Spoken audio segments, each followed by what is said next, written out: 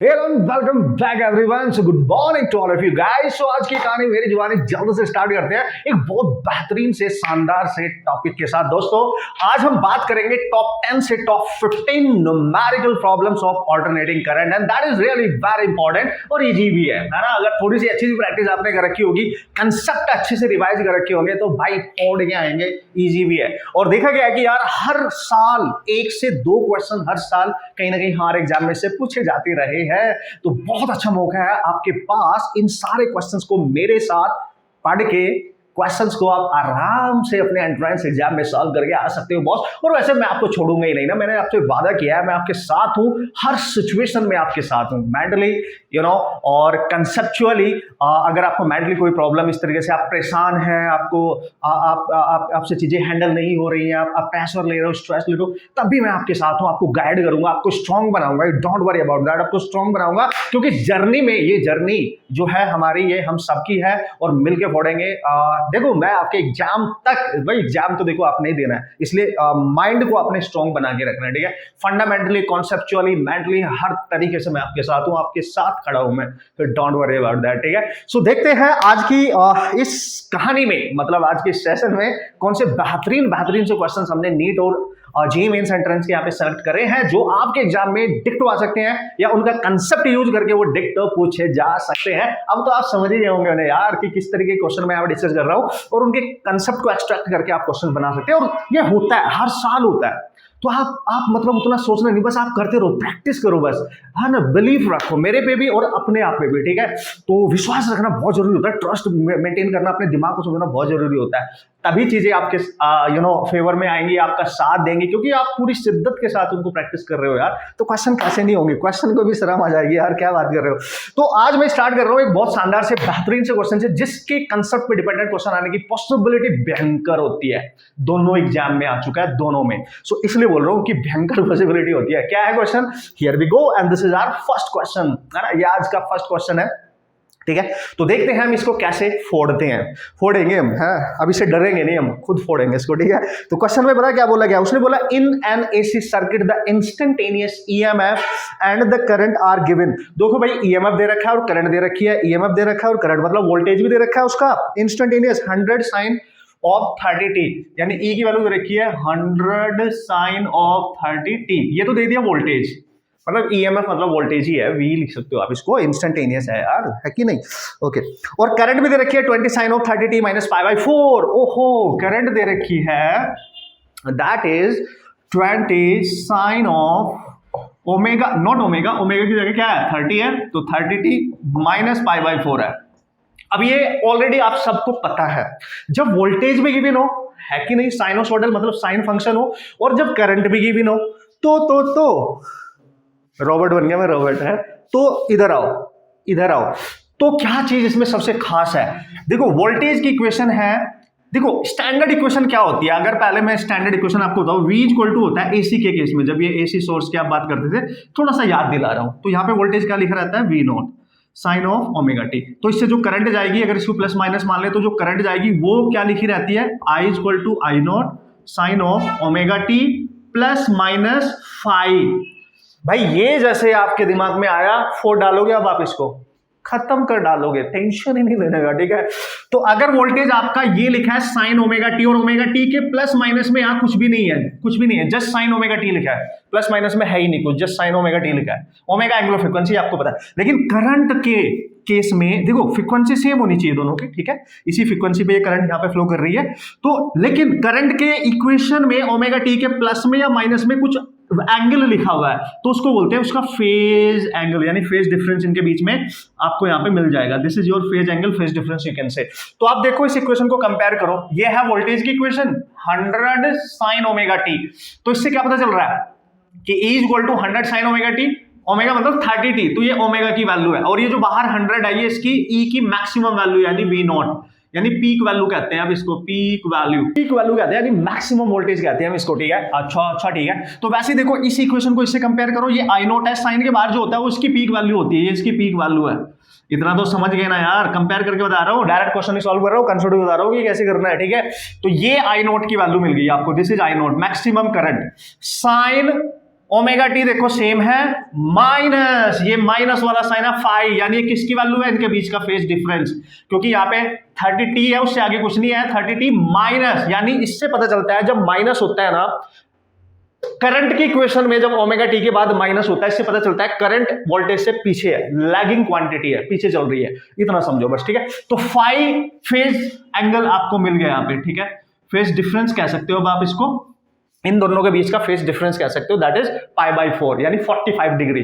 Pi by 4 का मतलब क्या होता है, पाई 180 डिग्री, 4 से डिवाइड करो 45 डिग्री आएगा ना, बस इतना समझा। अभी क्वेश्चन को, अभी पूछा क्या गया वो तो हमने देखा ही नहीं, अरे अब देखेंगे ना, पहले समझ तो लिया ना, स्टार्टिंग बेहतरीन हो जाएगी ना, आपको फील आएगा, है कि नहीं। तो देखो क्या पूछ रहा है, अब आपसे पूछ रहा है average power consumed by the circuit. तो जिस सर्किट पे आपने ये करंट और ये वोल्टेज अप्लाई किया, कितनी एवरेज पावर कंज्यूम की है, यानी जब भी पूछे एवरेज पावर कंज्यूम्ड, ओहो, तो आपने निकालना है, या तो लिख लो पी एवरेज, या इसको ऐसे भी लिख सकते हो पी, इस सिंबल का यूज कर सकते हो। तो हमें ये निकालनी है, तो भाई एवरेज पावर का फॉर्मूला हमेशा याद रखना, I R M S into V R M S into cos phi होता है, बस हो गया, फॉर्मूला पता होना चाहिए, हो गया हो गया हो गया, इंपॉर्टेंट फॉर्मूला पता होना चाहिए बस। आई आर एम एस मतलब आर एम एस करंट पता होनी चाहिए, वोल्टेज आर एम एस पता होना चाहिए। अगर नहीं पता है, अगर नहीं पता है तो यार क्या बात कर रहे हो, हमें सबको पता है I R M S current होती थी साइनोसोडल फंक्शन के केस में peak value by root two, वैसे V R M S voltage होता है peak voltage by root two, दोनों को यहाँ पुट करो तो देखो ये आएगा आई नॉट, हो जाएगा V nought, root two multiply होके 2 इंटू कॉस फाई, सारी वैल्यू की बिना पुट कर दो। आई नॉट कितना, आई नॉट ये रहा 20, वी नॉट 100, कॉस फाई यानी पाई बाई 4, और बाई कितना 2, तो ये हो गया कैंसिल, 1000 आ गया, देखो 1000, कॉस फाई होता है 1 बाई अंडर रूट 2, रूट 2 से ऊपर रूट 2 से नीचे, यानी 500 अंडर रूट 2, इतना आ गया भाई, इतनी पावर होगी, इतनी वॉट होगी, 500 रूट 2, चेक कर ले यार, अब तो कुछ करना ही नहीं है, फॉर्मूला बता दे, कंसेप्ट बता दे, सब कुछ तो पता चल गया है। और क्या पूछ रहा है, देखो फॉर्मूले में याद रखना, अब देखो सारे टोटल बेहतरीन से क्वेश्चंस है जो फॉर्मूले पे डिपेंडेंट है, बाकी आप चेक कर लोगे ऑप्शन में किस तरीके का ऑप्शन है, ये वाला है या फिर ये वाला है, उसको टिक कर देना। नेक्स्ट पता क्या पूछा है इसमें, वोल्टलेस करंट बताओ जी, वोल्टलेस करंट, ठीक है, यही मेन में क्वेश्चन आया वोल्टलेस करंट के साथ, नीट में क्वेश्चन आया था केवल पावर के साथ, मतलब थोड़ा डेटा चेंज कर सकते हैं बट क्वेश्चन का कंसेप्ट तो सब कुछ सेम ही रहता है। देखो अगर आपसे कभी पूछ बैठे वोल्टलेस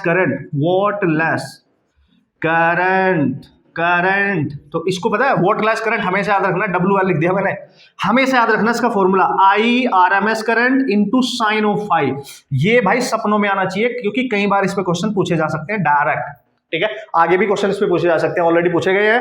तो वोल्टलेस करंट का ये वैल्यू होता है, ये फॉर्मूला होता है I R M S current into sine phi, बस पुट कर दो, आई आर एम एस की जगह क्या पुट करोगे, I naught by root 2, I naught by root 2 into sine of phi, phi कितना है पाई बाई 4 हो गया, तो ये कितनी देर रखी है, this is 20 by root 2 into sine of, ये देखो साइन पाई बाई 4 का मतलब साइन 45, साइन 45 भी कितना होता है 1 बाई रूट 2, तो 1 बाई रूट 2, तो देखो 20 रूट टू हो जाता है, दैट इज 10 एम्पियर, इतनी होगी wattless current, 10 ampere is the wattless current, come on guys, 10 ampere is the wattless current. तो this was the awesome problem guys, option में क्लियर दिख रहा है आपको, अब आप ढूंढ लेंगे।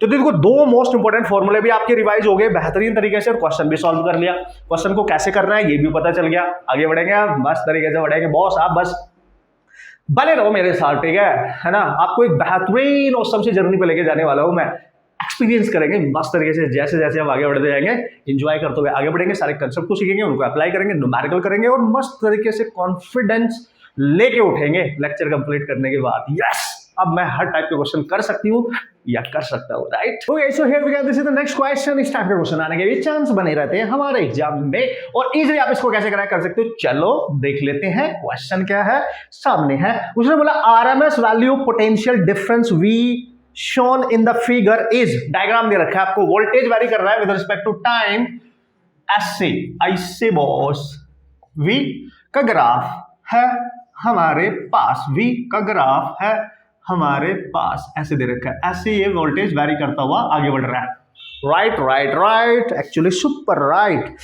और ये वोल्टेज, ये देखो वोल्टेज है आपका इंस्टेंटेनियस जो टाइम पे डिपेंड कर रहा है, और इसकी मैक्सिमम वैल्यू ये है वी नॉट, फिर ये कांस्टेंट यहां तक कांस्टेंट है वी नॉट, ये देखो यहां से यहां तक वैल्यू, ग्राफ सीधा है ना बिल्कुल स्ट्रेट कांस्टेंट, तुरंत नीचे आके ये जीरो हो गया, देखो यहां पे जैसे ही ग्राफ टाइम वाले एक्सिस को टच करे जीरो हो गया, ये वोल्टेज 0 वोल्ट है, यहाँ 0 वोल्ट है, ये V0 वोल्ट है, ठीक है, 0 हो गया, फिर से तुरंत ऊपर जंप कर गया तो फिर से V0 और फिर से 0, ऐसे ही साइकिल रिपीट हो रही है। तो ये हाफ साइकिल है, यहाँ से यहाँ तक का टाइम पीरियड है T/2 और ये टाइम पीरियड है यहाँ पे T। तो एक कंप्लीट साइकिल यहाँ हो रही है, क्योंकि देखो ये प्लस में और ये 0 हो गया, फिर ये प्लस फिर 0, फिर एक साइकिल इस तरीके से कंप्लीट हो रही है, इस तरीके से अपनी साइकिल को कंप्लीट कर रहा है। ये इसका पीरियोडिक टाइम है T, ये हाफ टाइम है, ये आधी साइकिल, फिर ये कंप्लीट में ये हाफ, देखो हाफ में ये V0 पॉजिटिव वैल्यू दे रहा है और हाफ साइकिल में ये 0 वोल्ट की वैल्यू दे रहा है, और ये कॉन्स्टेंटली वेरी कर रहा है, देखो कॉन्स्टेंटली वेरी कर रहा है, यानी V टाइम के अकॉर्डिंग कॉन्स्टेंटली वेरी कर रहा है, कॉन्स्टेंट, कुछ पॉजिटिव वैल्यू दे रहा है, फिर 0, फिर पॉजिटिव, फिर 0, कॉन्स्टेंटली, ठीक है, ओके। तो जब भी ऐसा क्वेश्चन है, ऑप्शन आपके पास है और Vrms वैल्यू पूछे, यहां चाहे करंट होती या वोल्टेज होता, करंट होती तो करंट निकाल लेते, वोल्टेज है तो वोल्टेज, जब भी Vrms पूछे दोस्तों तो पता क्या करना है, उसकी कंप्लीट साइकिल देख लो कितनी है, कंप्लीट साइकिल, तो ये और ये यहां तक है T तक, भाई कंप्लीट साइकिल टाइम पीरियड उसका T तक है, उसके बाद वो अपनी साइकिल देखो रिपीट कर रहा है, जैसा ये है वैसे ही है, फिर 0 है, यहां तक है। तो ये जो पहला वोल्टेज है कांस्टेंट वाला है ना, हाफ पॉजिटिव और हाफ उसका 0, इसको V1 मान लो और इसको मान लो V2, क्योंकि ये कांस्टेंट वैल्यू है, ठीक है, ये फंडा हम डायरेक्ट यूज कर सकते हैं, और फॉर्मूला यूज करो √V1 square plus V2 square और बाय 2, ये वाला फॉर्मूला यूज करो, ठीक है, आपका क्वेश्चन हो जाएगा। चलो तो हम लिखेंगे Vrms इक्वल टू √V1 कितना है V0, V2 कितना है 0 और बाय 2, तो Vrms आपके पास आ गया √V0 का square by 2 equal to V0 by √2। This is your answer according to this question, this is your answer, है कि नहीं। तो भाई इस तरीके से आप क्वेश्चन क्रैक कर सकते हैं। अगर इस टाइप का क्वेश्चन आएगा तो फर्दर आएगा तो आप छोड़ देना, आप उड़ा देना, मजा आएगा। हर कैटेगरी कवर अप करने वाला हूं मैं, हर कंसेप्ट, हर फॉर्मूला जो एसी में मोस्ट इंपोर्टेंटली यूज होता है सब कवर अप करने वाला हूं। बस देखते जाओ आप और एंजॉय करते जाओ, कंसेप्ट को नोट्स बनाते जाओ, मस्त तरीके से क्वेश्चन सॉल्व करते जाओ, मस्त तरीके से, समझेगी नहीं बॉस। आगे बढ़े, चलो नेक्स्ट क्वेश्चन करते हैं भाई। यही सो हियर वी गो, देखते हैं नेक्स्ट क्वेश्चन क्या है। भाई देखो जो क्वेश्चन मैं लूंगा ना यहाँ पे हर तरीके का वेरिएशन वाला क्वेश्चन आपके पास आएगा, level wise, direct formula based question, थोड़ा मीडियम टाइप, थोड़ा और अच्छे टाइप का क्वेश्चन। जैसे क्वेश्चंस एग्जाम में हमारे आ चुके हैं, उनमें से मैंने जो सेलेक्ट करे हैं वो इस तरीके से सिलेक्ट करे हैं कि आपको कंसेप्ट भी सारे कवर अप हो जाएं और आपको क्वेश्चन को सॉल्व करने का उसका लेवल भी पता चल जाए, राइट। तो देखते हैं नेक्स्ट क्वेश्चन क्या है। उसने बोला an arc lamp requires a direct current of 10 ampere at 80 volt, ठीक है, आर्क लैंप है। और जब वो लैंप की बात कर रहा है, अगर वो लैंप की बात कर रहा है तो लैंप एक रेजिस्टेंस की तरह काम करेगा।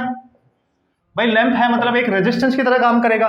तो ये जो लैंप है इसको हमने 80 वोल्ट दिया है वोल्टेज, इसको करंट सप्लाई करी है 10 एम्पियर, तो मतलब रेजिस्टेंस है ये, इसका लैंप का रेजिस्टेंस R मान लो एक तरीके से आप। तो बेसिकली यहाँ पे V = IR आप यूज कर सकते हो उसके लिए, ठीक है, V = IR, ये समझना आप बात को, ठीक है, ये बात आप समझना। तो यहाँ से R आप निकाल सकते हैं, देख सकते हैं। तो चलो हमें निकालने की जरूरत नहीं, पहले देख लेते हैं क्या है, बस ऐसे समझो पहले आप, ठीक है।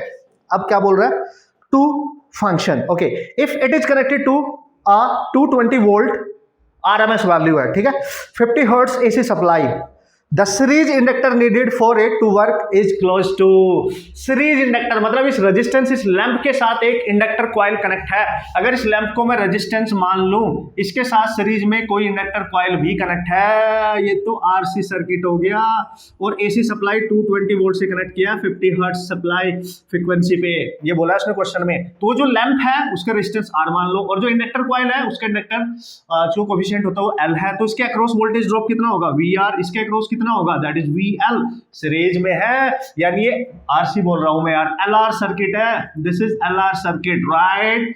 और अगर ये LR सर्किट है तो कोई टेंशन नहीं है, इसमें क्या पूछ सकता है, या तो Z पूछेगा, या टोटल वोल्टेज पूछेगा, या इसका मिसिंग वोल्टेज पूछेगा, या इसकी L की वैल्यू पूछ सकता है, यही तो पूछ सकता है, और क्या पूछेगा। तो उसने बोला कि द सीरीज इंडक्टर नीडेड मतलब हेनरी में आंसर है, L पूछ रहा है, L coefficient of self induction पूछ रहा है, ये L की वैल्यू बताओ कितनी होगी, हेनरी में आंसर।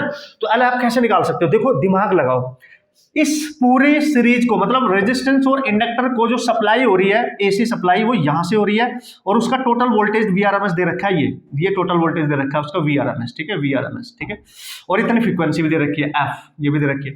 तो टोटल वोल्टेज पता है और रेजिस्टेंस का वोल्टेज पहले ही पता है 80 वोल्ट। तो अगर मैं इसका वोल्टेज निकाल लूं, है ना, इसके अक्रॉस VL निकाल लूं, VL क्या होता है IXL, तो VL अगर आ गया तो करंट है, ठीक है, करंट तो है, ठीक है। तो अगर ये आ गया तो एक्सएल को हम क्या लिख सकते हैं, VL equal to I, XL को लिख सकते हैं ओमेगा एल, और हमें तो एल ही चाहिए, और ओमेगा को भी क्या लिख सकते हो आप, आई इंटू 2πf, ओमेगा को ये लिख सकते हैं इंटू एल। देखो कितना बढ़िया क्वेश्चन है। तो एल फॉर्मूले यूज हो रहे हैं सारे, VL ओवर 2πf इंटू आई, यहां पे वैल्यू पुट कर देंगे और आपका आंसर आ जाएगा। तो सबसे पहले मेन मुद्दे की बात है, फ्रीक्वेंसी दे रखी है, ठीक है, VL निकालना पड़ेगा कि इसके अक्रॉस कितना वोल्टेज है, और जब नेट वोल्टेज पता हो तो याद करो LR सर्किट में, इन LR सर्किट जब नेट वोल्टेज पता हो तो नेट वोल्टेज होता है V equal to under root of resistance के अक्रॉस वोल्टेज, इंडक्टर कॉइल के अक्रॉस वोल्टेज। ये नेट वोल्टेज दे रखा है कितना, 220, तो 220 और इसका रूट हटाने के लिए इसका स्क्वायर कर दो, ठीक है, VR का स्क्वायर प्लस VL का स्क्वायर, तो ये 220 का स्क्वायर, और ये VR कितना है 80, तो इसको इधर लेके आओ तो -80 का स्क्वायर, VL का स्क्वायर। चेक करो बॉस। तो इससे यहां से आप वैल्यू कैलकुलेट कर सकते हो VL की, और VL की वैल्यू यहाँ पे पटक देना, आंसर चेक कर लो एक बार।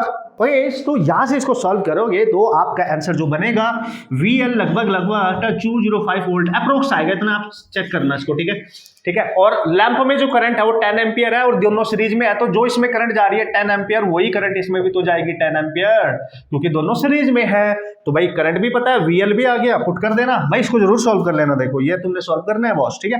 तो VL आएगा 205 के आसपास ओवर 2π, फ्रीक्वेंसी है 50 इंटू करंट है आपकी 10। सॉल्व करना इसको और बताना मेरे को आंसर इसका दे रखा है इसने 0.065 हेनरी।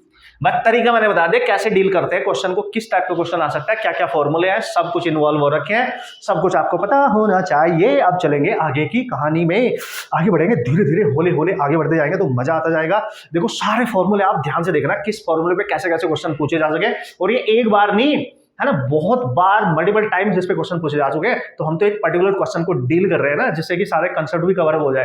है कि नहीं बॉस? अब तो समझदार हो रहे हो, धीरे धीरे कॉन्फिडेंस बढ़ रहा होगा धीरे धीरे, क्योंकि हर मोस्ट इंपोर्टेंट टाइप के सारे चैप्टर पहले मैं कवर अप कर रहा हूं आप सबके लिए, राइट। उन पे डिपेंडेंट जितने क्वेश्चन है तो मिनिमम स्कोर तो आप एम करके आ जाओगे। आप बस फॉलो करते रहना इसको, ढंग से फॉलो करना है, शिद्दत के साथ।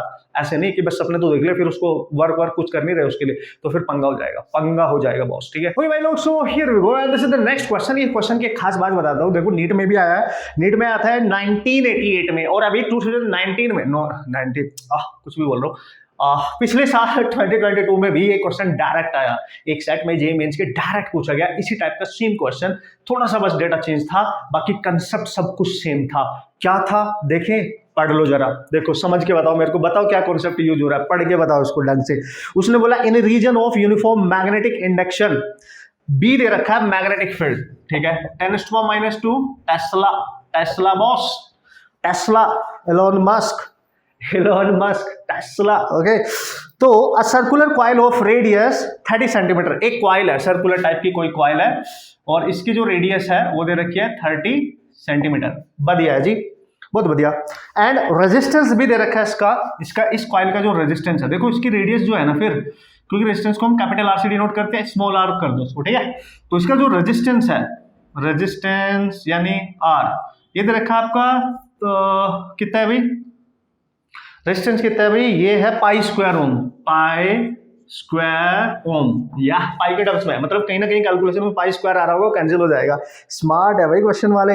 Is rotated about an axis which is perpendicular to the direction of B. अगर इससे बी ऐसे पास हो रहा होगा तो बी अगर इधर को जा रहा है तो उसके परपेंडिकुलर एक्सिस ऐसी होगी और उसके अबाउट ये रोटेट कर रही होगी, परपेंडिकुलर है to the direction of B, and which forms a diameter of the coil, okay, if the coil rotate at 200 rpm, मतलब इस कॉइल के रोटेट करने की फ्रीक्वेंसी दे रखी है and 200 rpm, इसका मतलब समझते हो, रोटेशन पर मिनट रोटेशन है ना, ये आरपीएम, इसकी स्पीड, इसकी एक तरीके से मान सकते हो फ्रीक्वेंसी, पर मिनट में इतने चक्कर काटेगी, इतने रोटेशन करेगी पर मिनट में। हमें पर मिनट को पर सेकंड बनाना होता है, पर मिनट को पर सेकंड बनाना होता है, तो हम क्या लिखेंगे, 200 पर मिनट है तो 60 से डिवाइड कर दो तो बन गया आरपीएस, पर सेकंड बन गया। अब ये ध्यान रखा करो, ठीक है, पर सेकंड बन गया। अब आगे देखते हैं क्या बोल रहा है।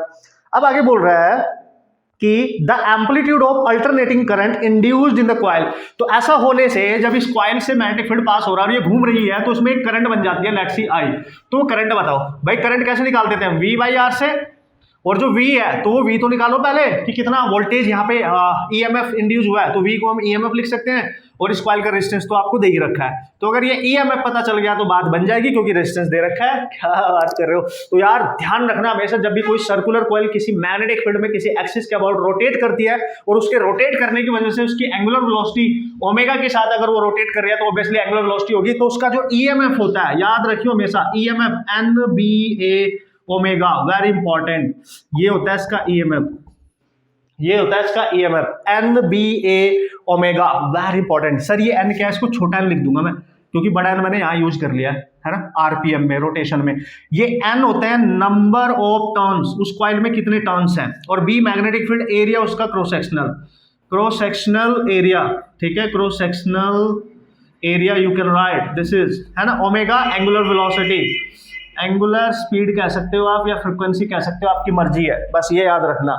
अब ये कैलकुलेट करो, यहां पुट करो, आपका आंसर बन जाएगा। वेरी इंपॉर्टेंट, डायरेक्ट क्वेश्चन आता है। अगर करंट नहीं पूछेगा तो EMF जरूर पूछ लेगा कि एक कॉइल मैग्नेटिक फील्ड में ऐसे रोटेट कर रही है भाई। तो देखो करंट निकालने के लिए हम लिखेंगे NBA ओमेगा और बाई आर, पुट कर दो सारी वैल्यूज। चलो भाई देख लेते हैं। तो देखो नंबर ऑफ टर्न्स तो बताए नहीं कि कितने हैं, तो हम 1 मान के चलेंगे। नंबर ऑफ टर्न्स, कॉइल में एक ही टर्न है तो 1 ले लो। B कितना है मैग्नेटिक फील्ड 10⁻²। एरिया को क्या लिखेंगे, देखो भाई रेडियस दे रखी है तो एरिया लिखेंगे हम पाई आर स्क्वायर, याद रखना। तो पाई आर, रेडियस है सेंटीमीटर में तो इसको ले लेंगे मीटर में, -2 का होल स्क्वायर।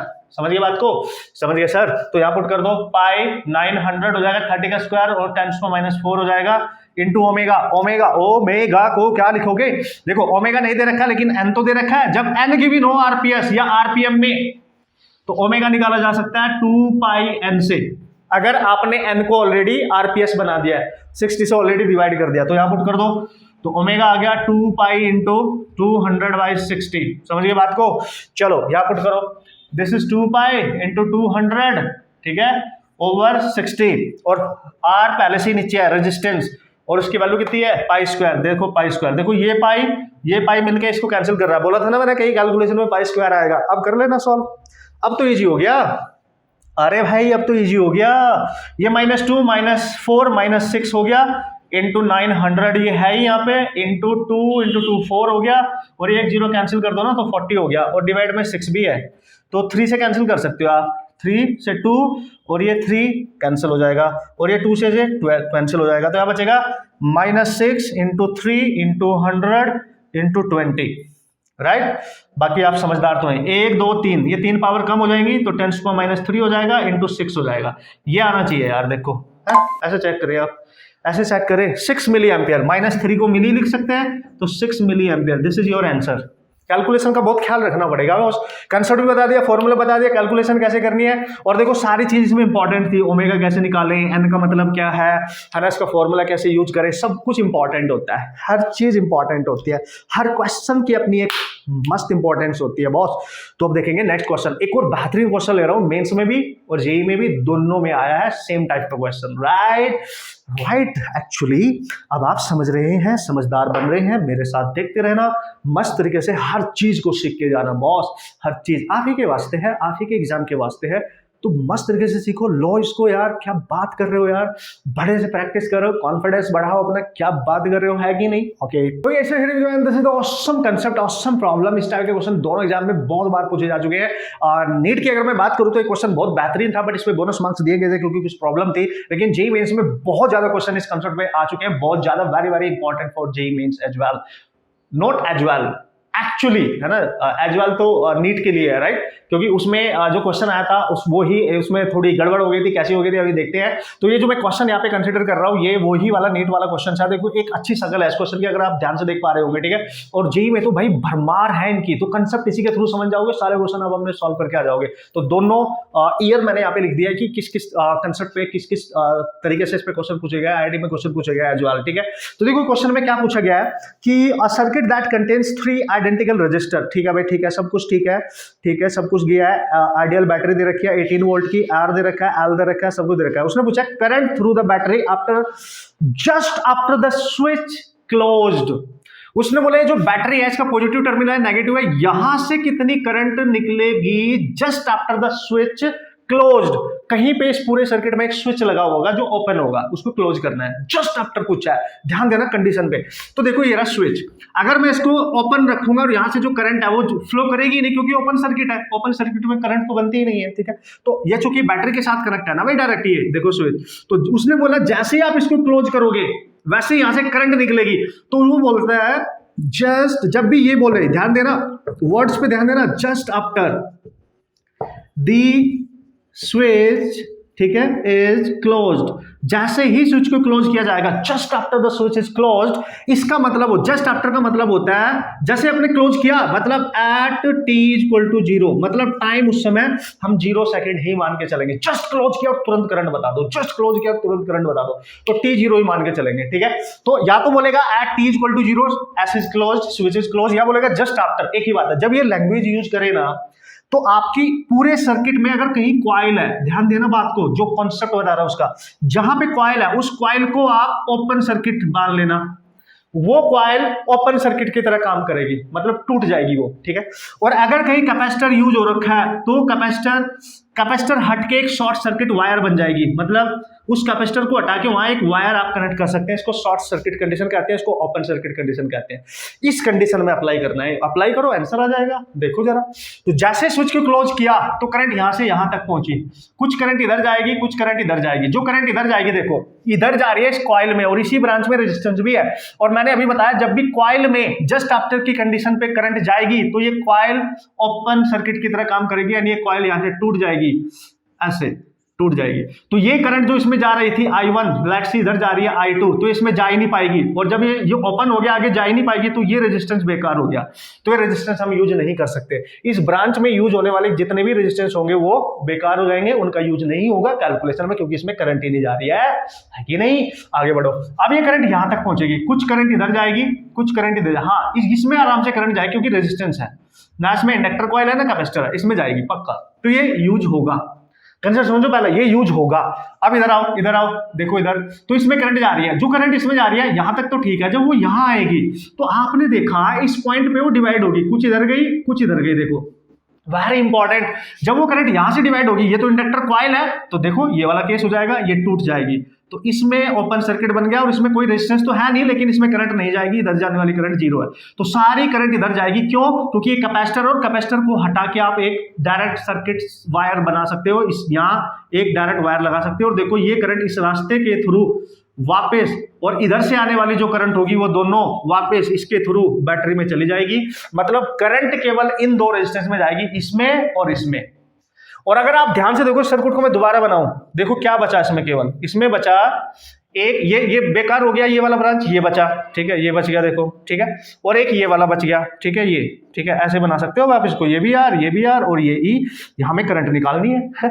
तो आपने देखा ये दोनों रेजिस्टेंस यहाँ पे कनेक्ट है, इधर यहाँ पे कनेक्ट है, तो दोनों पैरेलल में है ना, ये तो पैरेलल में है, और अगर ये पैरेलल में है तो इनका R इक्विवेलेंट क्या होगा, R1 R2 over R1 plus R2, या तो ये हो जाएगा R into R by 2R, एक R कैंसिल, तो this is R by 2, net resistance आ गया, करंट निकालनी है, तो करंट होती है net voltage, net resistance, voltage दे रखा है 18, नेट रेजिस्टेंस आया R बाई 2 जाएगा ऊपर, तो R बाई 2 यानी 18 इंटू 2, और देख सकते हो R की वैल्यू दे रखी है, ईच रेजिस्टेंस 9 ओम कैंसिल 2, तो करंट आ गई बॉस 4 एम्पियर। तो बैटरी से निकलने वाली करंट है यहाँ पे 4 एम्पियर होनी चाहिए, जबकि इस क्वेश्चन में नीट 2017 में 2017 में क्वेश्चन आया था, ऑप्शन में था ही नहीं 0.2 ampere, 2 ampere, 0 ampere, 2 milli ampere, option में था ही नहीं, bonus question bonus question bonus question. इस क्वेश्चन को लेने का मेरा मकसद ये है, वेरी इंपॉर्टेंट, इसका आंसर होना चाहिए 4 एम्पियर।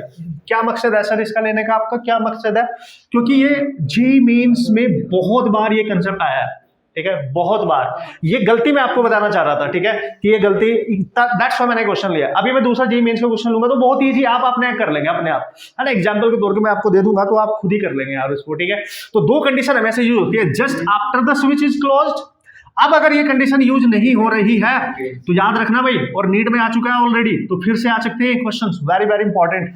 तो अगर वो बोलता है आफ्टर, अगर ये लैंग्वेज यूज करे, after long time S is closed, अगर जस्ट आफ्टर ना बोले long time S is closed, तो दोस्तों ये स्टडी स्टेट कंडीशन होती है, स्टडी स्टेट कंडीशन होती है।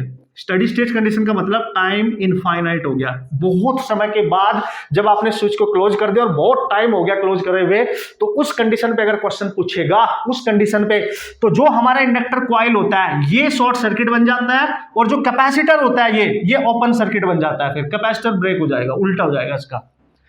तब इंडक्टर कॉइल शॉर्ट सर्किट की तरह काम करेगा और आपका जो ये कैपेसिटर है ये ओपन सर्किट की तरह काम करेगा। ये भी याद रख लेना, ये भी याद रख लेना, इसलिए बता रहा हूं क्योंकि बहुत क्वेश्चन आए हैं इस पे, ध्यान से, है ना, ध्यान से बॉस, समझ गए, ध्यान से करना है क्वेश्चन। अब देखेंगे आगे क्या पूछ रहा है हमारे से, आगे पूछेंगे just after switch is closed question. एक छोटा सा क्वेश्चन मेरे को और दिख रहा है, जेईई मेंस का है, तो चलो उसको भी देख लेते हैं, तो 2 क्वेश्चन हो जाएंगे, आपको और फंडा क्लियर हो जाएगा बड़े तरीके से, ज्यादा टाइम नहीं लगेगा, बहुत ही जल्दी quickly with in 5 to 10 second you can solve the problem, right. तो इसको एक एग्जांपल के तौर पे मैं ले लिया क्योंकि जेईई मेंस 2019 में आया, तो देखो नीट में डायरेक्ट क्वेश्चन आ जाते हैं, जेईई मेन में डायरेक्ट क्वेश्चन आ जाते हैं, तो आपको सब कुछ पता होगा, हर बच्चा करके आ सकता है मस्त। अब देखो कंसेप्ट मैंने बता दिया, आप कर सकते हो। उसने पता क्या पूछा, देखो एक स्विच है यहाँ पे लगा हुआ है, ये बैटरी है 15 वोल्ट की, इसमें 2 ब्रांचेज है, इस ब्रांच में इंडक्टर भी है, एल की वैल्यू है ये, और ये रेजिस्टेंस है, 2 रेजिस्टेंस है। उसने बोला जस्ट आफ्टर द स्विच, ठीक है, is closed, just after the switch is closed find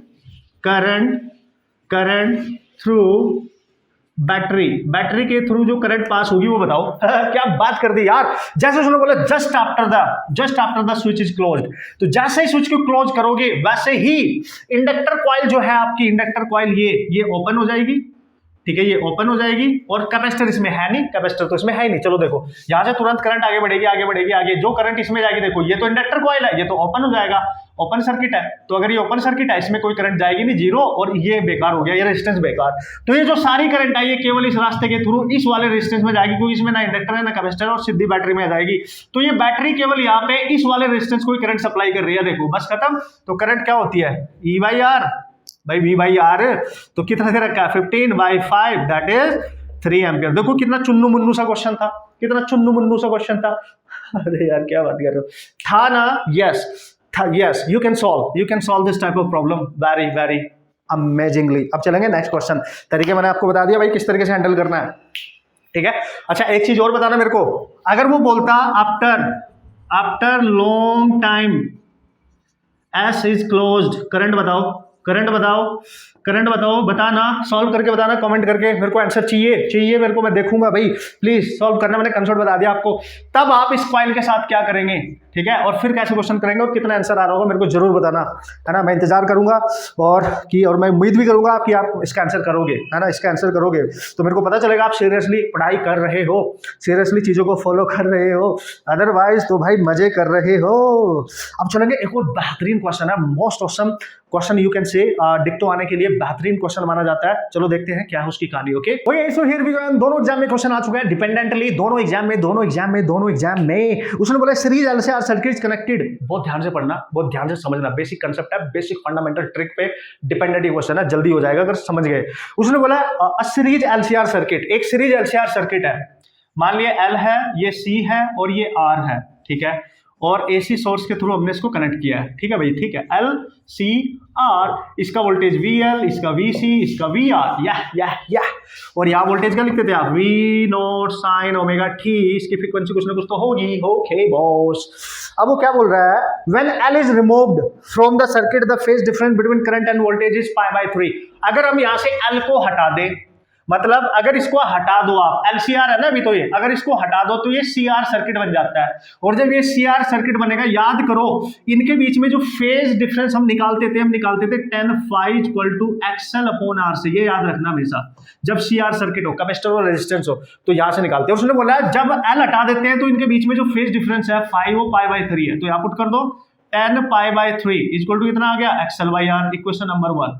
अब इतना करो बस, अब आगे क्या बोल रहा है, आगे बोल रहा है if instead C is removed from the circuit. अब अगर सी को हटा दे, पहले क्या था, एलसीआर था, अब ये देखो समझा दिया मैंने, अब मैं यहाँ पे एल लगा रहा हूं, अब वो एल को रखेगा, सी को हटाएगा, तो जब सी को हटाएगा तो ये एल आर सर्किट बनेगा, तो इसका tan phi कैसे लिखेंगे, XL, सॉरी दिस इज पहले किसको हटाया था हमने, पहले किसको हटाया, एल हटाया, तो ये सी है, ये एल नहीं ये सी है, ठीक है, दिस इज सी, क्योंकि भाई रिएक्टेंस कैपेसिटर का लेंगे ना, और अब सी को हटा दिया तो इसका रिएक्टेंस लेंगे, यानी एक्स एल बाई आर, और इसका फेज डिफरेंस भी सेम दे रखा है 10 फाई यानी पाई बाई 3, और ये आ गया एक्सएल बाई आर, ये क्वेश्चन नंबर 2। अगर आप ध्यान से देखें एलसीआर सर्किट में से पहले सी हटाया, एल हटाया तो वो सी आर सर्किट बना, तो ये वाला रिजल्ट मिल गया हमें, फिर एल सी को हटा दिया तो एल आर सर्किट बना, तब ये। अगर आप देखो यहाँ पे भी 10 पाई बाई 3, यहाँ पे भी 10 पाई बाई 3, यानी लेफ्ट हैंड साइड सेम है,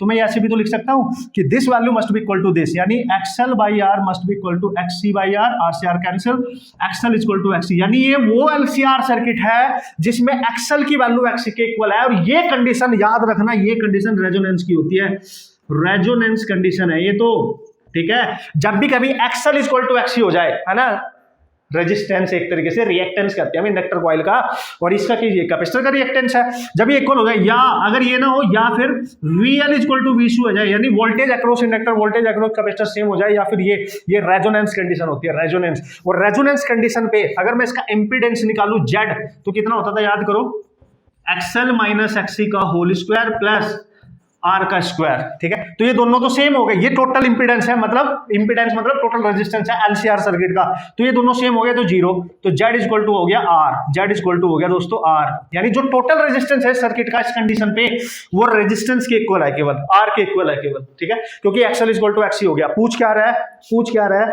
the power factor of the circuit, तो ध्यान देना जब भी ऐसा क्वेश्चन आए और पावर फैक्टर पूछे, कभी भी पावर फैक्टर, है ना, पावर फैक्टर इसकी वैल्यू होती है R बाई जेड, याद रखना हमेशा R by Z, resistance as it is रहेगा, जेड डिपेंड करेगा सर्किट कौन सा है, CR सर्किट है, LR सर्किट है या LCR सर्किट है, ये तो LCR सर्किट था, और इसमें हमने प्रूफ किया है कि एक्सएल इक्वल टू एक्सी है, तो ये जेड इसका R के इक्वल है, आप पुट कर दो, तो इसका जो पावर फैक्टर आ रहा है R बाई जेड, जेड की जगह R से R कैंसिल, दैट इज 1 आ रहा है, और पावर फैक्टर को हम cos फाई भी कहते हैं, cos फाई की वैल्यू 1 आ रही है, ऐसे भी कह सकते हो, cos phi is the power factor, cos phi is the power factor, है ना, R बाई जेड से निकाला जा सकता है, और जेड की वैल्यू हमने R निकाली, कैंसिल 1 आ रहा है, 1, वेरी इंपॉर्टेंट। तो प्योरली रेजिस्टिव सर्किट की तरह काम कर रहा है ये। अगर हमारा LCR सर्किट में एक्सएल इक्वल टू एक्स सी हो जाए तो इसका जो जेड है वो R आएगा, इसको कहते हैं, अब ये प्योरली रेजिस्टिव सर्किट की तरह काम कर रहा है, प्योरली रेजिस्टिव सर्किट की तरह काम कर रहा है, तो उसका टोटल जेड R है, तो पावर फैक्टर हमेशा 1 होता है। बट हमें थोड़ा ही पता था, हमें तो ये पहले निकालना पड़ा एक्सएल और एक्सी, है कि नहीं। तो देखो ऑसम क्वेश्चन है कि नहीं, बिल्कुल है सर, बस मजा आ गया, ये तो बेहतरीन क्वेश्चन है सर। एक और क्वेश्चन करता हूं जो दोनों एग्जाम में आया है, दोनों एग्जाम में आया, नीट 2000 में आया था और जेईई मेन 2018 में आया था, दोनों एग्जाम में आया, ध्यान से समझना। ओके धुरंधर खिलाड़ियों, देख लेते हैं क्या है क्वेश्चन। ओके तो क्वेश्चन में बोला गया, आप जल्दी से देखेंगे, आप पढ़ेंगे, मस्त तरीके से डेटा नोट कर लिया करो, कंडीशन समझ लिया करो, कंसेप्ट को ढूंढा करो, ठीक है। क्वेश्चन बोला an inductance L having a resistance R is connected to alternating source angular frequency omega, ठीक है। Okay the quality factor Q of the inductance, quality factor पूछ रहा है दोस्तों, जब भी क्वालिटी फैक्टर पूछे, ठीक है, ये देखो फॉर्मूला ही याद रखना आप, क्वालिटी फैक्टर, क्योंकि इस पे क्वेश्चन आ सकते हैं भाई, इंपॉर्टेंट है ये, दोनों एग्जाम में ऑलरेडी आ भी चुका है, फर्दर क्वेश्चन आ सकता है, इसलिए क्योंकि बच्चे लोग याद नहीं रखते। Q फैक्टर भी कहते हैं हम इसको, क्वालिटी फैक्टर को हम Q फैक्टर भी कहते हैं, ठीक है। तो क्वालिटी फैक्टर क्या है इसका, चलो देखते हैं, Q लिख दिया मैंने। तो याद रखना जब भी क्वालिटी फैक्टर निकालना हो तो potential difference across inductor coil और VC कैपेसिटर डिवाइड में पोटेंशियल डिफरेंस अक्रॉस रेजिस्टेंस जो होता है आपका R, मतलब या तो आप लिखो VL ओवर VR या लिखो VC ओवर VR, बस यहां से आप क्वालिटी फैक्टर को कैलकुलेट कर सकते हो ऑसम तरीके से, कोई टेंशन वाली बात नहीं है। तो क्या होगा भाई देख लेते हैं। तो अगर मैं यहाँ पे उसने इंडक्टर कॉइल की बात करी है तो मैं ये वाला रिलेशन यूज करूंगा, तो Q इक्वल टू हो गया मेरे पास VL बाई R, और VL को हम लिख सकते हैं I इंटू एक्सएल, भाई ये होता है ना V इक्वल टू IR, और इंडक्टर कॉइल का जो रेजिस्टेंस है वो तो एक्सएल होता है ना, और ये हो गया R, ठीक है सर, ये ऐसा तो ऑप्शन में है नहीं, तो एक्सएल को भी लिख दो ना। एक्सएल क्या होता है, एक्सएल होता था याद करो ओमेगा इंटू L, तो इसको लिख देंगे, तो Q फैक्टर क्वालिटी फैक्टर आ गया I into omega L by R। A wait, ये VR है यार, VR को क्या लिखोगे IR, भाई वोल्टेज है ना ये, तो ये भी हो जाएगा IR, तो I से I कैंसिल, तो ये हटा दो बस, तो ये हटा दो, तो ये बन गया बस ओमेगा एल बाई आर, ये बन गया आपका answer. This is your answer guys, this is your answer guys, ठीक है। So this is important, how to calculate the quality factor you can solve. Numerical आया तो डायरेक्ट फॉर्मूला भी याद रख सकते हो, न्यूमेरिकल आप सॉल्व कर सकते हो। ओमेगा को ज्यादा ज्यादा आप लिख सकते हो 2 pi F into L by R, इस पे न्यूमेरिकल भी आ सकता है, ठीक है। अगर रेडियन पर सेकंड में फ्रीक्वेंसी दे रखी है तो ओमेगा है, और हर्ट्ज में दे रखी है तो एफ है, पता है तो है। आगे बढ़ते हैं, चलो आगे बढ़ते हैं, ना ना ना टेंशन नहीं लेने का, मजा आ गया मजा आ गया। नेक्स्ट क्वेश्चन सॉल्व करते हैं, नेक्स्ट क्वेश्चन देखते हैं ना क्या है बॉस। भाई लोग, so here we go, this is the awesome problem यार, ऑसम रिपीट होने के लिए ऑसम प्रॉब्लम है, वो ध्यान से देखना इसको, रिपीट होने के लिए same as it is a means more NEET में। क्या है question, resistance R draws power P when connected to AC source. अगर एक रेजिस्टेंस है हमारे पास, केवल एक रेजिस्टेंस, और एसी सोर्स से आपने इसको कनेक्ट कर दिया है, तो इस एसी सोर्स से पावर ड्रॉ कर रहा है, ठीक है, that is P when connected to AC source, right. तो इसका रेजिस्टेंस इतना है, तो पावर को हम कैसे लिखेंगे भाई, वी आई लिख सकते हो भाई, ऐसे लिखेंगे ना हम पावर को, ठीक है। और कैसे लिख सकते हैं हम सर इसको, हम इसको आई स्क्वायर आर भी लिख सकते हैं, या इसको हम वी स्क्वायर बाई आर भी लिख सकते हैं। तो इसका वोल्टेज वी हमने लिख दिया यहाँ पे, ठीक है। तो भाई पावर को मैंने लेट से ले लिया वी स्क्वायर बाई आर, तो यहाँ से वी स्क्वायर को ले लिया मैंने पी इंटू आर। अगर मेरे को कहीं जरूरत पड़ेगी, जो भी जरूरत पड़ेगी मैं देख लूंगा। अब आगे बढ़ते हैं, ठीक है, ऐसे आप लिख सकते हो जब केवल रेजिस्टेंस कनेक्ट होता है, ऐसे समझो, ठीक है। अब आगे क्या बोल रहा है, if an inductance is now placed in series with the resistance, अगर इस रेजिस्टेंस के साथ एक इंडक्टर कॉइल भी कनेक्ट कर दी जाए, तो आप समझदार हो, आप समझदार हो, ये एल आई ये आर है, तो ये सीरीज सर्किट बन गया ना, एल आर सीरीज सर्किट बन गया ना। ये इसका वी है, V nought sine omega t, जैसे यहाँ पे है, ठीक है। अब ये करंट इन दोनों को सप्लाई कर रहा है, ठीक है। तो इस केस में जब एलआर सर्किट हो जाए तो पावर को कैसे लिखेंगे, जब एलआर सर्किट हो जाए तो पावर को कैसे लिखेंगे, ठीक है। चूंकि इंडक्टर कॉइल भी आ गया भैया, तो इनमें एक फेज डिफरेंस क्रिएट हो जाता है कि नहीं। तो कैसे लिखेंगे पावर, यहां पावर को कैसे लिखा था आपने, P इक्वल टू वी आई, तो यहां कैसे लिखोगे, हमें पता है एसी पावर को कैसे लिखा जाता है, जो एवरेज होती है उसको लिखा जाता है वी आई कॉस फाइव, और ये आरएमएस वैल्यू होती है दोनों की दोनों आरएमएस। तो हम इसको ऐसे भी लिख सकते हैं कि वी आई की जगह में यहाँ पे वी स्क्वायर बाई आर लिखा, तो इसको ऐसे भी लिख सकता हूँ वी स्क्वायर बाई आर। तो इसमें इंडिविजुअल रेजिस्टेंस था, इसमें दोनों रेजिस्टेंस है, तो दोनों का रेजिस्टेंस क्या होगा, जेड होगा। उसको कैसे लिखते हैं, आर स्क्वायर प्लस एक्सएल का स्क्वायर, ये इसका टोटल इंपिडेंस होता है, ठीक है। तो हम इसकी जगह लिख सकते हैं, वी आई की जगह में लिख सकता हूँ वी स्क्वायर बाई आर, और वी ही रहेगा, और इसका आर जेड होगा, जेड और इंटू कॉस फाइव, ऐसे लिख सकते हो। तो ये इसकी पावर है, ये P इसकी पावर है, आप समझ गए मेरी बात। तो वो ये पूछ रहा है, आगे देखते हैं, such that the impedance of the circuit becomes Z, हाँ द पावर ड्रॉन इज, तो बताओ अब पावर कितनी होगी, तो ये होगी ना, यही तो निकालनी है पावर, तो इसको निकालना है बस। अब ये ऑप्शन में नहीं है, उसने ऑप्शन में P है, R है, Z है। P हुआ है जब केवल रेजिस्टेंस पे पावर सप्लाई की गई थी, P, R है और Z है, इसके टर्म्स में यानी cos फाइव को हटाना पड़ेगा भाई, cos फाइव को हटा दो। तो अभी मैंने बताया था cos फाइव होता है आपका पावर फैक्टर, जिसको हम लिखते हैं R बाई जेड, खत्म कहानी। तो ये आ गया V square by Z into R by Z, बात बन गई। और वी स्क्वायर की वैल्यू हम यहां से रिप्लेस कर सकते हैं पी आर, तभी तो पी आएगा, तो P into R by Z का स्क्वायर, तो बन गया P R square Z square, यानी इसको लिख सकते हो आप पी आर बाई जेड का whole square. This is your answer, check कर ले, नो प्रॉब्लम। अरे इजी है, मतलब कंसेप्ट क्लियर होना चाहिए, मतलब फिर तो आप कर ही सकते हैं। जब रेजिस्टेंस था तो पावर पी थी, जब एलआर सर्किट या सीआर सर्किट बन गया तो फेज डिफरेंस क्रिएट हो गया, तो उसकी वजह से पावर आपकी इंस्टेंटेनियस बोल रहा हूँ, एवरेज पावर होती है V RMS I RMS into cos phi, ये तो हमें पता ही है, कॉस फाइव आपका पावर फैक्टर होता है, राइट। अभी सीखा था हमने। अब चलते हैं नेक्स्ट क्वेश्चन, और आप उम्मीद करता हूँ आप इंजॉय कर रहे होंगे सारे क्वेश्चन को, और आप सॉल्व करेंगे मस्त तरीके से बॉस, मस्त तरीके से, ठीक है। ये मैं पूरा ट्रस्ट करके चल रहा हूँ बॉस, ठीक है, ट्रस्ट करके चल रहा हूँ कि आप बढ़िया तरीके से सीख रहे हो सारी चीजों को, बढ़िया तरीके से प्रैक्टिस भी कर रहे हो, जस्ट टाइम पास नहीं करने का बॉस। वरना देखो यार कोई फायदा नहीं होगा, उससे फायदा किसको होगा या नुकसान भी किसका होगा। मैं तो चला हूं ना तुम्हारे लिए, मैं तो चला हूं, मैं चाहता हूं आपको औसम तरीके से हर चीज सिखाऊं, आपके दिमाग में वो चीज बिठाऊं, बट अगर आप उसका यूज नहीं करोगे तो फिर वो लाइक पता तो है ही आपको, वेस्ट है फिर वो एक तरीके से, ठीक है।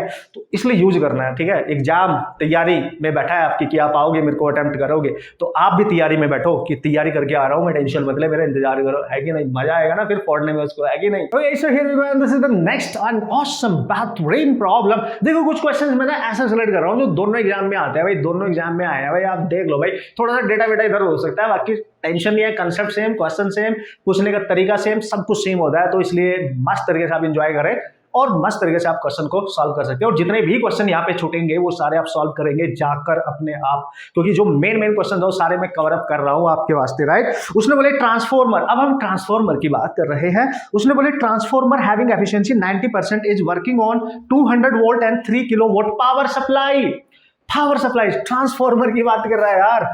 मतलब एफिशिएंसी ऑफ ट्रांसफॉर्मर दे रखी है 90%। पहले डेटा नोट कर लेते हैं ना, फिर बताता हूं कैसे करना है, ठीक है। वर्किंग ऑन 200 वोल्ट, यानी अप्लाइड वोल्टेज दे दिया 200 वोल्ट और पावर सप्लाई दे दी आपकी 3 किलोवाट। अगर किलोवाट है ना ये, तो 3 × 10⁻³ वॉट लिख सकते हो आप इसको, है कि नहीं? Yes. Okay, if the current in the secondary coil is 6 ampere. Secondary coil देखो पहले देख लेते हैं, बनाना ही पड़ेगा मेरे को, बनाना ही पड़ेगा। पहले मैं कंजूसी कर रहा था कंजूसी कर रहा था, अब मेरे को बनाना ही पड़ेगा। लेट्स सी, मैंने ये बना दिया। यहाँ पे एक लोड रेजिस्टेंस है, दैट इज RL। इस यहाँ पे आपको आउटपुट मिलेगा कुछ है। तो ये इनपुट दिया आपने वोल्टेज का, V1 मान लो, पावर सप्लाई की P1 मान लो, ये इसके नंबर ऑफ टर्न्स N1 मान लो। प्राइमरी कॉइल है, this is primary coil, this is secondary coil, और इसमें जो करंट है वो I2 मान लो, इसमें जो करंट है वो I1 मान लो, राइट राइट राइट राइट। इसके अक्रॉस जो वोल्टेज इंड्यूस होगा वो V2 मान लो, है जी? हाँ जी, बढ़िया जी।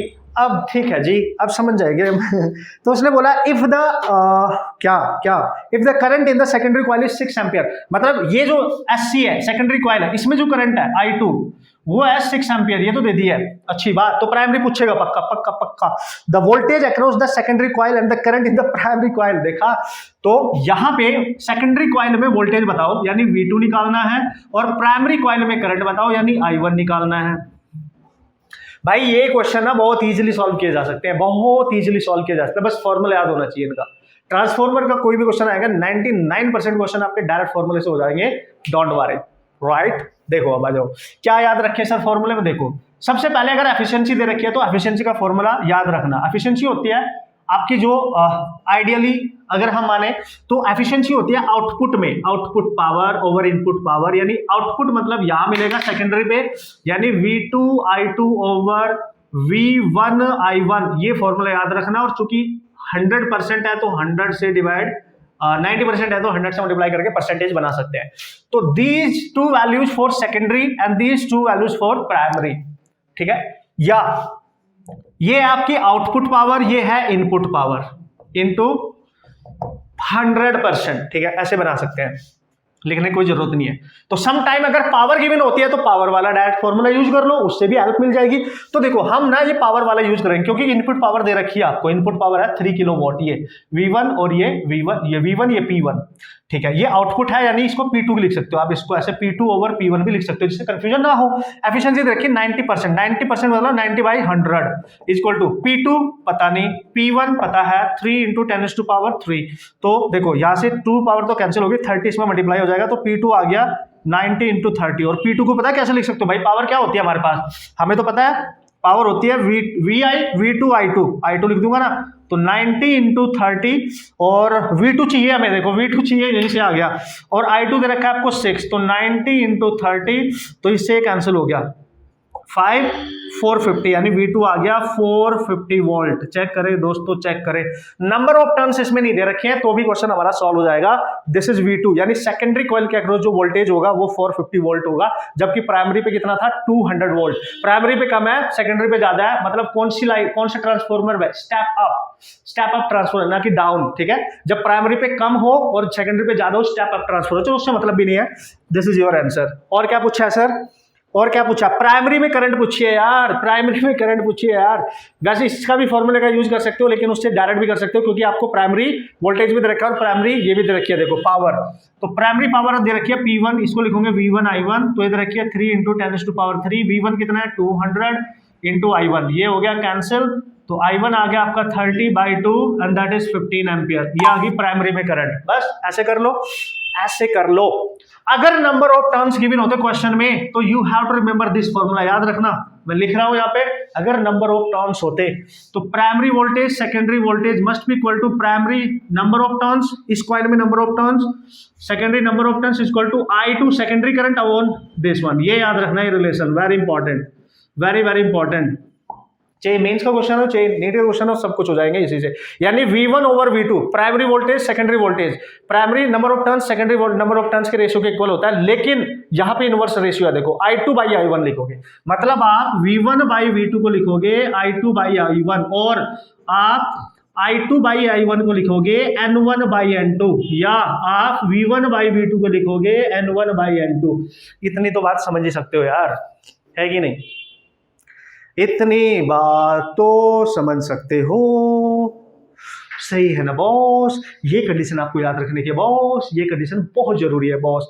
ओके, तो ऐसे एक और बेहतरीन क्वेश्चन ट्रांसफॉर्मर का करते हैं। ऑसम क्वेश्चन है, थोड़ा डिफरेंस है तो करना जरूरी है, बनता है, इतना तो बनता है, क्योंकि रिपीट होते हैं ऐसे क्वेश्चन डिक्टो कंसेप्ट के साथ, ठीक है। उसने बोला primary and secondary coil of A transformer have 50 and 1500 turns, यानी प्राइमरी जो कॉइल है उसके टर्न्स को हम N1 लिखते हैं और सेकेंडरी कॉइल के टर्न्स को N2 लिखते हैं। बीसी का हमने ये 50 है और ये 1500 है, ये अभी अभी लिखा है हमने, लिखा है कि नहीं? यस।